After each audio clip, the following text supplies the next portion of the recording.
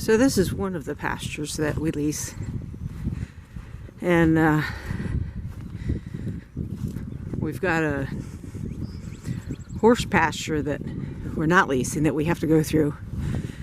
So after it rains, we need to be very considerate of our neighbors and not drive through the horse pasture, because there's a lot of mud where the gate is located.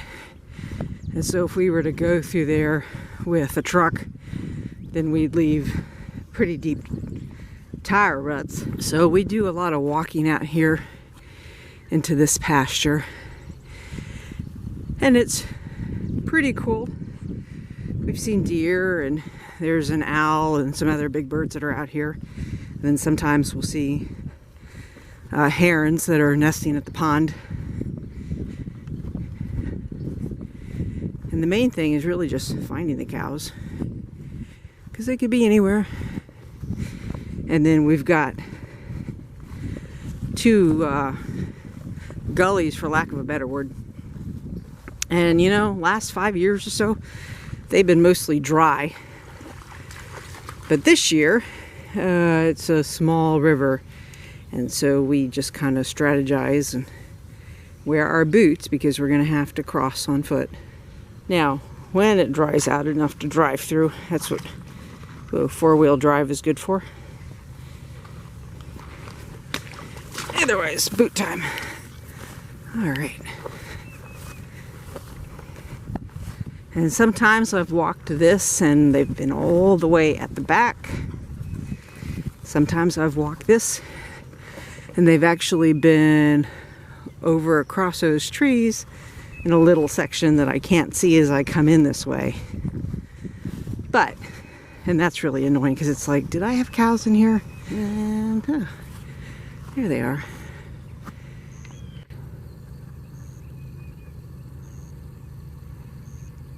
There you go.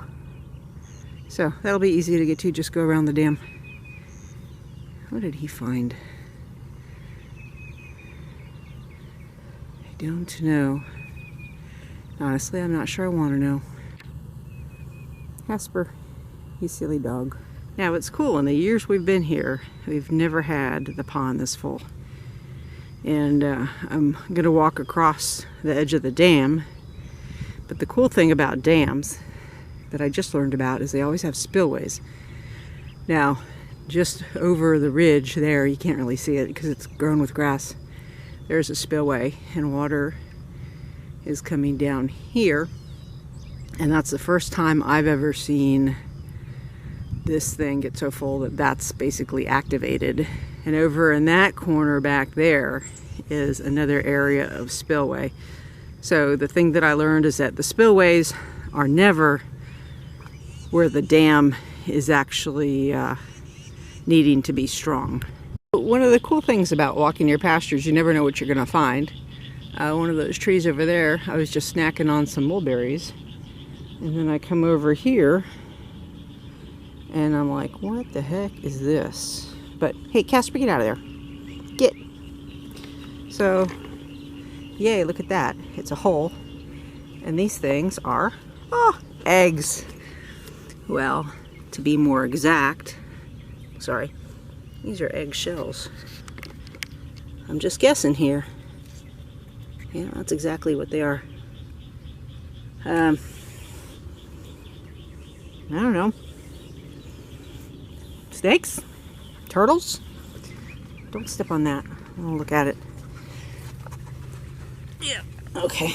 Empty. No! Ucky.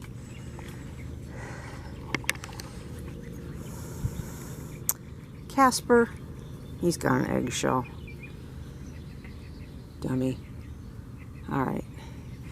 Anyway, what I was going to say is that I have seen several years ago a snapping turtle right about in the middle there where the dirt kind of changes color. Snapping turtle. And it was huge. It was like, you know, bigger than the dog. Huge. Bigger than a watermelon. Bigger than, let's just say if there were a hole that big, my little Chevy Spark would fall right through. So I don't think I'd ever walk around in this pond because there are some big things that will bite really hard that live there. I don't want to be a part of that. But we've seen all, I mean, besides the whole coyote stories, and we've got quite a few of those. Some neat things have been seen out in this place. Let's see if the babies will play. Yeah. And I brought the dog. With all the rain we've had, we just have not been getting out into the pastures. And poor Casper has not been out. He's been cooped up like all last week, and then we had visitors over, and so he's cooped up all that week, and it's just been, you know, sad for Casper. So what babies we got here? Let's see. The one that just laid down right there, I believe that's Promise's baby. It's the newest heifer. And then you got your first white one. That is the Annie's bull calf. That's Annie's bull calf right back there. And then the black and white lineback, the big one, that'd be Rodeo Cowgirl, most of all's calf. She was one of the first ones of the year. Goodness, I'm sorry. Camera is being, need a separate camera guy, I guess. So we got the awesome Zowie heifer. That's the white one with the black knees. And that's awesome Zowie right next to her right. And then, let's see, behind them we've got a red and white bull calf, Nova's calf. And then a mostly black heifer. And that belongs to this puppy dog of a cow that's scratching her head. That's Cadillac. What are you doing, Casper? Do not jump in there. Yeah, that turtle could eat my dog, is what that's all about. So everybody's looking pretty good. Just got to get some more fly control out here. Hey, babies. Babies. There they are. Red and white one there. He's not all that fancy, but he's got enough genetics behind him to possibly be a herd sire. His mama's a Cowboy Casanova daughter, and her dam is Tabasco's Lazawi. So that's him, and that's his mama right in front of him right there. Lenova Cowgirl, we call her. And his dad is this lovely black and white bull here. This is General Lee. He goes back to Texana Van Horn. So, you know, check out his General Lee's pedigree on our website. And then you can see what's behind that little red man right there. Actually, this black and white bull is somewhat closely related. Sire's General Lee, so same dad.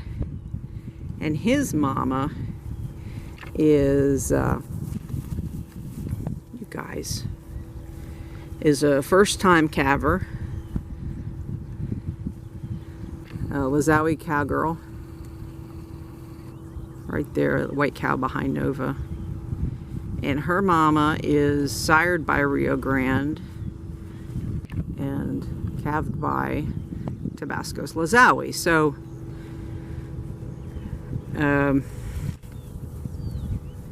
wrong cow. There we go. Back to him. So anyway, Tabasco's Lazawi is just one generation further back with some Rio Grande thrown in there.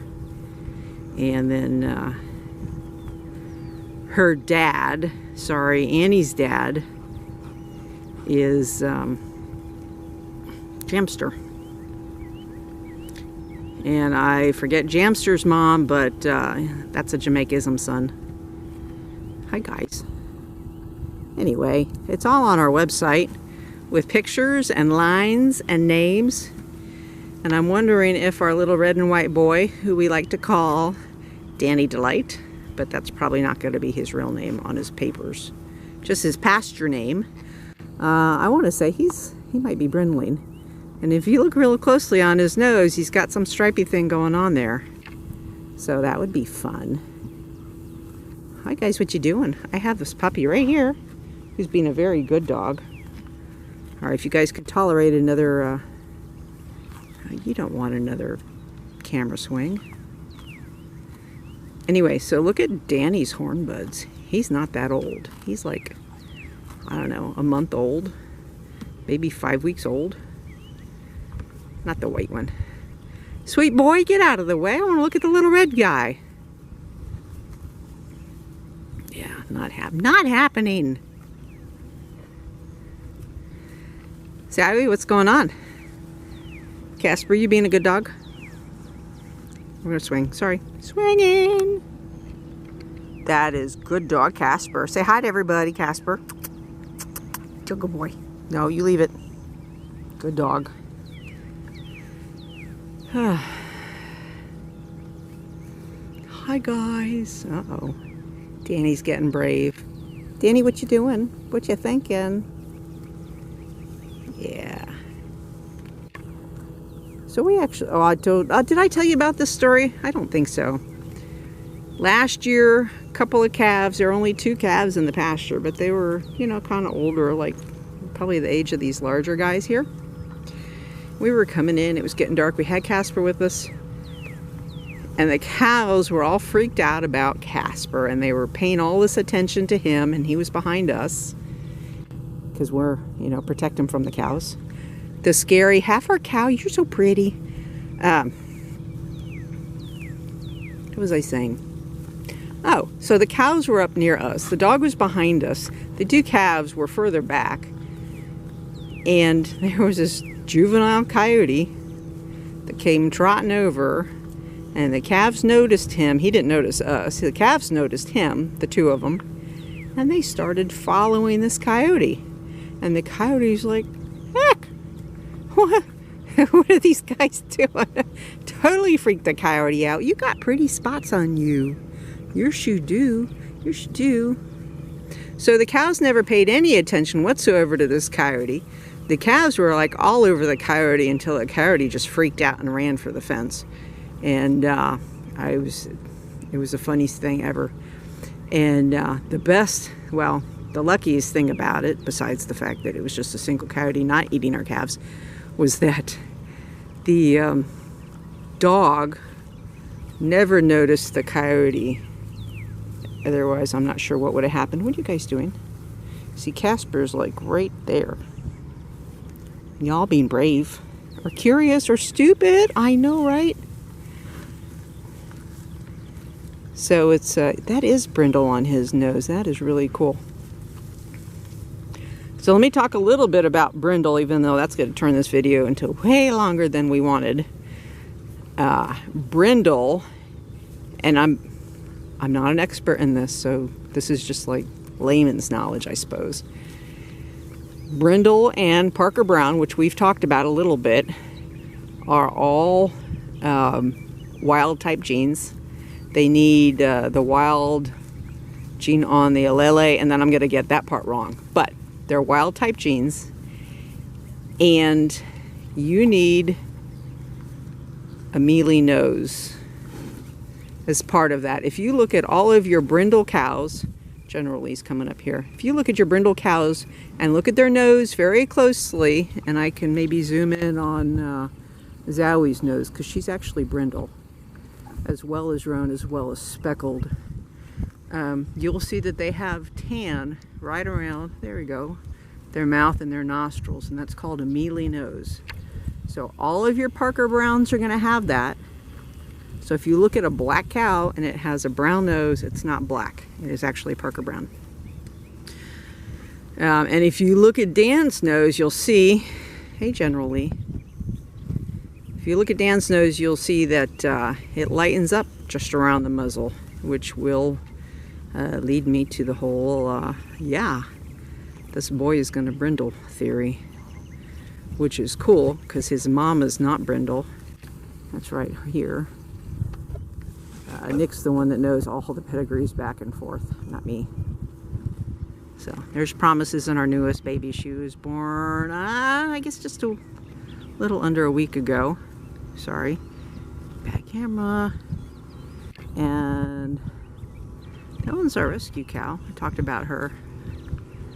Strawberry Ice. She's not on the website yet, and I'm not sure she will be. But she's turning into one heck of a cow. Not exactly the horn that we would like, but look at that body. So we'll find some way to be productive with her. That's the cool thing about Longhorns, is whatever you're really interested in, you can find some way to make that happen with Longhorns. Alright, well, I'm going to go and take this dog away before everyone gets really mad at me. Oops, sorry guys. That was just a camera case. Maybe take a few pictures and get out because the mosquitoes are beginning to come out. Bye.